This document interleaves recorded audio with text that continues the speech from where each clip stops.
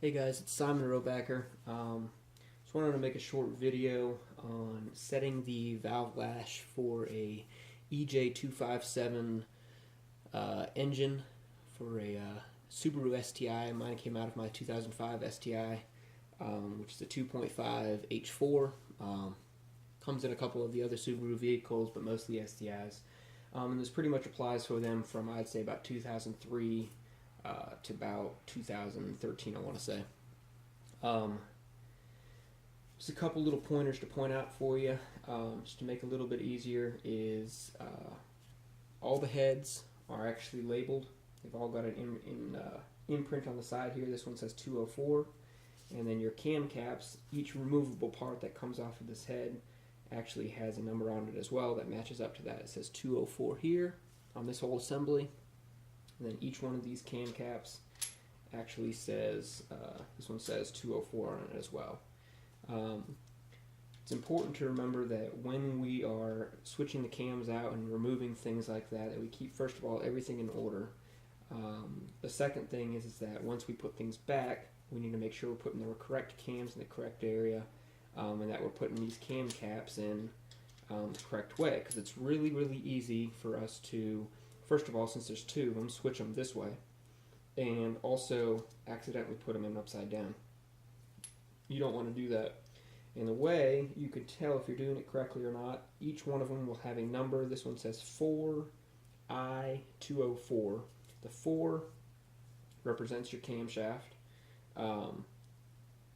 your type camshaft. The I represents your intake, so this is your intake cam. So it goes on the intake side, and then the 204 represents the head that it goes to, so make sure it goes to this head. And then you have an arrow that's actually pointing this way. Just make sure that arrow is always pointing to the front of the engine, and you're good to go. So at this point right now, I've already done the exhaust and the intake for the other side of the engine, for the passenger side. And at this point, I've done the exhaust on this side. I've already got the buckets in. They're good to go. They're brand new buckets. And I haven't ordered the intake buckets for this side yet. So what I did was I actually ordered a brand new small bucket. And I think that's a really good starting point because it gives you a control that you know is accurate. You don't want to use one of your old buckets. The reason being is the number inside may not represent exactly what it is at that point, because once it's in the engine for a certain amount of time, every time you use the engine, it wears it out and makes it smaller and smaller and smaller, so your tolerances do not add up to your numbers actually. So I've got like 16, 20 of them sitting here that are old that I'm not going to use. Since I have the engine out, I'm just getting new buckets for it. So what I ended up doing was when I ordered these exhaust ones in, I just got myself a real small bucket so that I could guarantee that my feeler gauges would fit in between the cam and the top of the bucket without there being any issues of it being too tight. So this is my control. It's not actually what I'm installing in the engine. I'm just going to use that in each place. Since I only have one of them, I'm going to do it 4 times and then deduct the amount of space I'm supposed to have from the actual space that I do have, and then that remainder add to this, so when I order my new bucket that's bigger than this one, it'll actually have the correct spacing under each valve, and each one's going to be a little bit different, so we'll do it one at a time. I do want to point out that each one of these buckets has a little number inside of it. This one's a 450, and that 450 represents 4.5 millimeters. The ones I've pulled out, for example, it's like this is a 507. This one's a 516. The 516 will represent a 5.16 millimeter, and that's the distance between the top of this and that facet right there. So that's basically the thickness of your bucket once it's installed. And like I said before, since these are old, it's probably not 5.16 anymore. It's probably smaller than that. Actually, I did measure a couple of these with a, I believe they call it a micrometer. And they were consistently about 0.03 of an inch smaller than what it was actually printed on here. So I decided, just to be on the safe side, to get new buckets all along, even though it's taken me a little bit more time. That's the direction I think that is better. So you have two different tolerances, and I realized when I was looking up online to find actually the tolerances these engines are supposed to be set at, that there was a lot of confusion, a lot of different answers, and I want to make clear right now from the owner's manual and from most of the research that I've done that the exhaust valve lash on the EJ257s are all supposed to be 10,000ths of an inch, which is, I believe, let me see here, 10,000ths of an inch, which is also 0.254 millimeters. So 0.254 millimeters is the space that you're supposed to have between top of your valve bucket and underneath your cam. For the intake side, it's a little bit of a smaller dimension. It's going to be 8,000ths, which is 0.203 millimeters. And the reason it's smaller is because the valves don't heat up as much and they don't expand as much, so this size is not going to change as much as the exhaust side will. So, like I said, I've already done the exhaust side, and so basically what I did was I ordered a 450, which again, like I said, is much smaller than it needs to be, and I have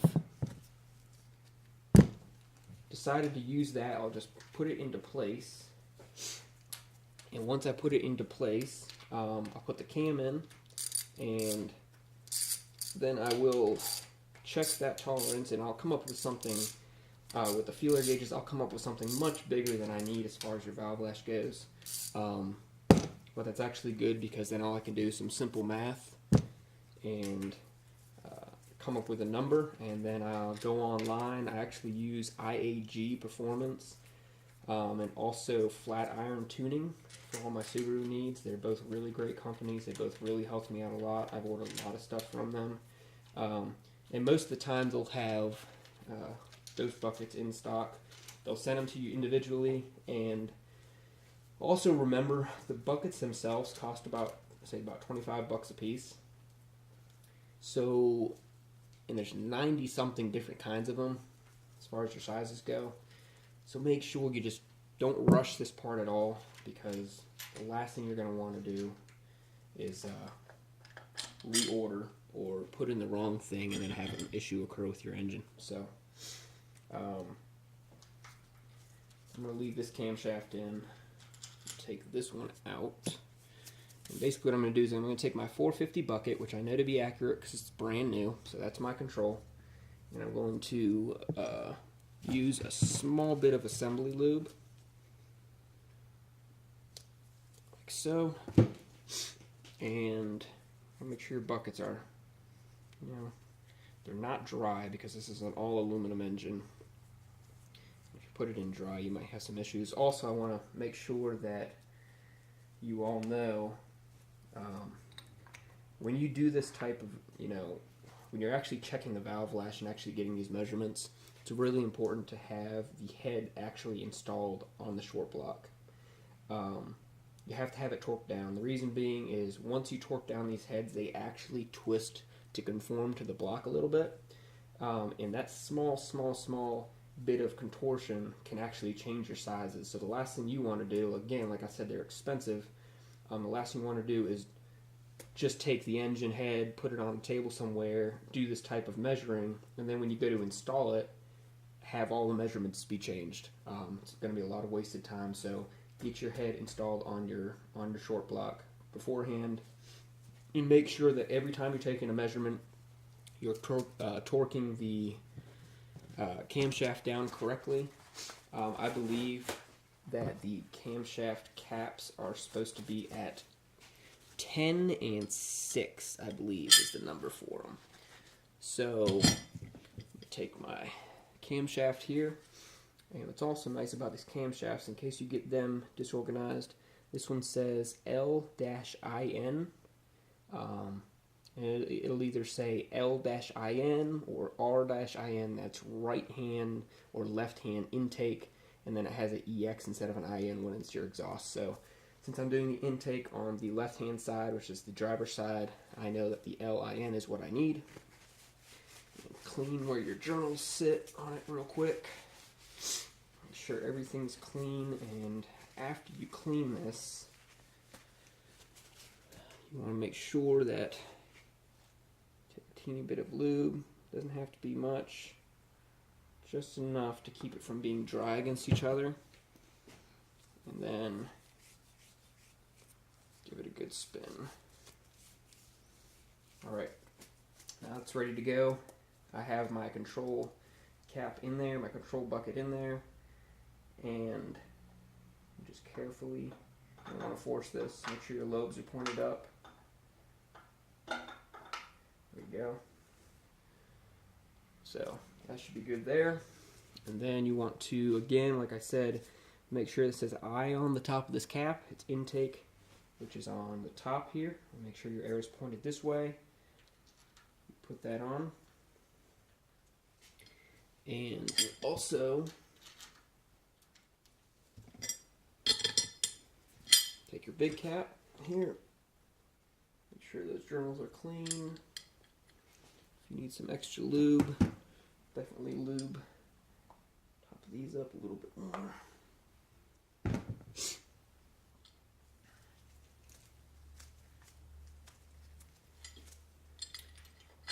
This should seat right in place. Remember, these two bolts that are up here on the very front of the engine, there's 6 bolts total. These bolts do not get down torqued the same way that these 4 do. These are much stronger bolts, first of all. And second of all, these are actually what are holding the cam down and in place above your stress point, which is on top of your valves. This is basically just to create a good seal. So when you actually go to tighten these bolts down, you want to make sure that you're not over tightening them. And I say that from experience because I actually ended up barely putting any torque on this, and I actually twisted one of these bolts almost in half. So look up your specs, make sure they're correct, make sure you're doing it in the right order. Right now I'm hand tightening it, so it really doesn't need to be in any order. So